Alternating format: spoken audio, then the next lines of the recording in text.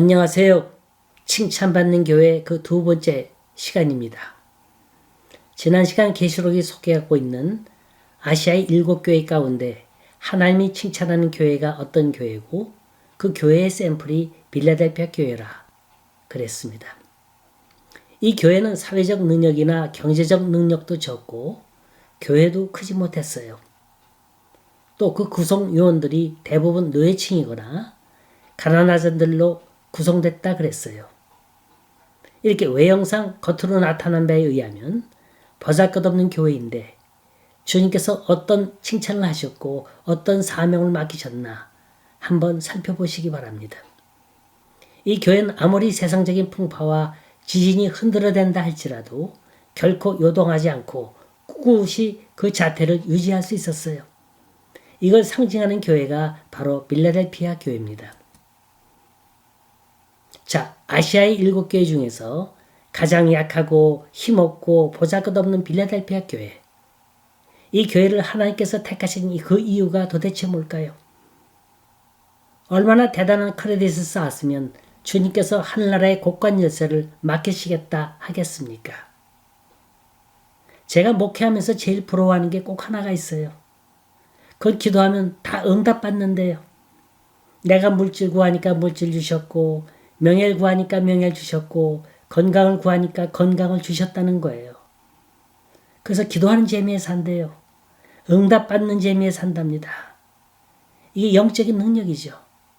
하나님이 그에게 그런 영적 권세를 주신 겁니다.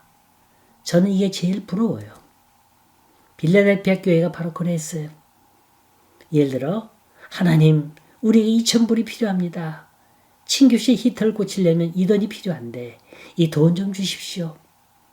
오냐 그러냐 얘딱 가져가거라. 이렇게 즉각적으로 응답을 주신다면 얼마나 신나겠습니까? 그런데 이런 사람들이 이렇게 응답받는 비결이 따로 있었어요. 아무나 그런 게 아니에요. 그건 오로지 말씀입니다. 주님 말씀만 붙드는 거예요. 진정한 기도의 축복이 어디서 나오는지 아세요? 하나님 말씀을 선포하고 그 말씀을 붙들고 기도할 때 이루어지는 거예요. 이 말씀이 살아서 역사하면 교회 안에서 다른 은사들은 저절로 풍성해지게 돼 있는 겁니다. 자, 보세요. 세상에서 가장 불쌍하고 의지할 데 없는 사람들이 빌라델피아 교인들입니다. 다른 교회가 보기엔 참으로 딱하고 융통성 없이 보이겠지요. 허나 주님은 그에게 다윗의 열쇠를 건네 주시겠다는 거예요. 이 다윗의 열쇠란 복음을 전할 수 있는 길을 말합니다. 이들은 세상에 아부하고 싶은 생각이 없었어요. 사람들에게 어떤 도움이나 유익을 얻고 싶은 생각도 없었습니다. 이들은 사람에 대한 기대는 포기한 지 이미 오래예요. 만일 그 사람의 운명권을 어떤 사람이 쥐고 있다고 한다면 이 사람은 그 사람을 의지하지 주님을 의지하지 않을 겁니다. 그런데 빌라델피아 교인들은 사람들의 마음에 들고 싶은 생각이 추호도 없었어요. 오로지 모든 문제가 하나님 앞에서 결정된다고 믿었습니다. 참으로 대단한 믿음이죠.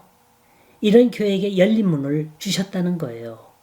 복음 전도의 문을 활짝 열어주신다는 겁니다. 자, 그 구체적인 사례입니다. 하나님 이 교회를 통해서 어떻게 역사하시나 보세요. 9절입니다. 함께 읽어보십시다. 보라 사탄의 회당 곧 자칭 유대인이라 하나 그렇지 아니하고 거짓말하는 자들 중에서 몇을 내게 주어 그들 와서 내 발 앞에 절하게 하고 내가 너를 사랑하는 줄을 알게 하리라. 여기 보면 자칭 유대인이라 그랬는데 이 유대인이라는 게 어떤 사람입니까? 구약의 율법서만 경전이라고 여기는 사람들이에요. 예수 믿는 사람들은 이방인이라고 떠들어대는 아주 교만한 사람들입니다. 그런데 이런 뻣뻣한 유대인들이 빌라델피아 교회만 오면 녹아지는 거예요. 변하여 새 사람이 되는 겁니다. 그러니까 유대교인이 기독교인이 되는 겁니다. 예를 든다면 이런 거예요. 자칭 유대인의 자녀가 무서운 병에 걸렸어요. 아무도 못 고친대요. 자칫하면 죽을 수밖에 없답니다. 어느 부모가 자식이 죽는다고 하는데 흔들리지 않은 사람이 어디 있겠습니까? 그런데 소문을 들어보니까 빌라델피아에 성령의 능력 역사가 일어난다는 거예요. 거기 가서 기도받으면 나올 수 있다는 거예요. 그래서 있는 체면 없는 체면 몰수하고 찾아갔지요.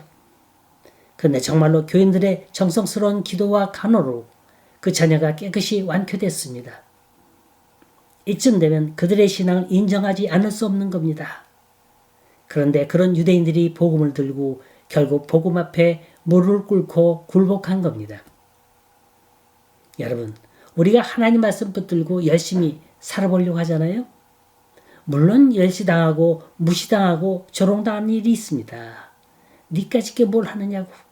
그 조그만 교회가 뭘 하겠느냐고. 참으로 별의별 소리 다 들어요. 이럴 때마다 속이 부글부글 끓어오릅니다. 이걸 꼭 누르고 삭히려고 얼마나 애썼는지 몰라요. 그러나 말씀대로 산다면 어떻게 돼요? 자칫 유대인이라고 하는 교만한 무리들이 그 앞에 엎드려 자신을 구원하신 하나님을 고백하게 된다는 거예요. 고로 사람들에게 굳이 인정받으려고 애쓸 필요가 없는 거예요. 때가 되면 주님이 다 인정해 주실 줄 믿습니다. 그때까지 우리 뭘 해야 돼요? 인내해야 되는 거예요. 10절 읽어보십시다. 네가 나의 인내의 말씀을 지켰은즉 내가 또한 너를 지키어 시험의 때를 면하게 하리니 이는 장차 온 세상에 임하여 땅에 거하는 자들을 시험할 때라.